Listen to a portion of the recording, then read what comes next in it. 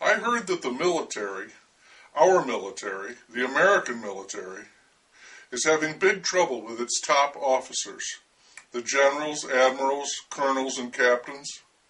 It's a serious problem. They've had to fire a lot of them outright, like 30% of them, and transfer many others. These people, nearly exclusively male, have been guilty mainly of sexual assaults of one kind or another, as well as alcohol abuse or drug abuse. Substance abuse, as they say. They're abusing substances, people and substances. What to make of this? What do we say? Boys will be boys? It reminds me of the problem the Catholic Church had, or has, with its priests. I wonder if the problems are related. The priests, who are supposed to be the living representatives of God, no less, were molesting young boys, sexually abusing them, in effect using their high station, their position of trust, to enact a terrible crime repeatedly and to get away with it. Despicable, we can agree, using God to sodomize children. We might reasonably conclude that it is not wise and might even be wrong to give so much power to one individual.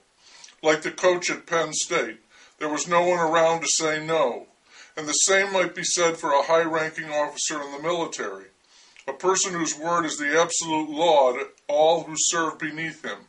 It's said that power corrupts, and that may well be what's at work with these officers. They've got so much power that they begin to feel practically invincible. They can do whatever they want, and the rest of the world can either like it or go to hell. And then one day somebody says something, and this gets out, and there's a big stink about it. Maybe we don't need all these generals. We've got too many generals, too much brass, and not enough wars. If you've got a lot of wars, or a few big wars, then the generals are busy. They've got something to do. They can fight wars, what they've been extensively trained to do. They won't have the time or the inclination to fuck some good-looking privates or corporals or drink themselves into a stupor if no privates or corporals are readily available.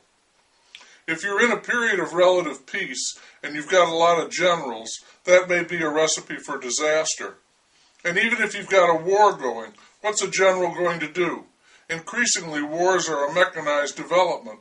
They're fought by long-range missiles, high-altitude bombers, and drones, unmanned aircraft equipped with guns and rockets, directed by satellite hookup and a technician with a joystick and some buttons half a world away.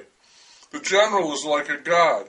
He just gives the order and that's it. There's nothing left to do but light up a cigar and go fuck some promising private or corporal, or possibly a tender young member of the native population, part of our ceaseless quest to bring democracy to those poor souls.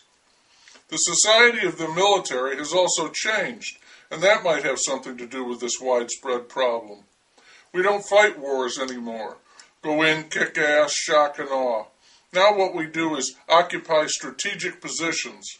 We offer ourselves up as targets for the native people, whom we identify as insurgents. When a general is not allowed to fight, when he has to sit around and let his soldiers get picked off and blown up, he may turn his attention to other pursuits, like young members of the indigenous population. One reason there are insurgents. Under these circumstances, it's embarrassing to be a general. Additionally, within the fighting forces, gay soldiers are now commonplace and completely accepted. Women are fully engaged in every kind of combat situation.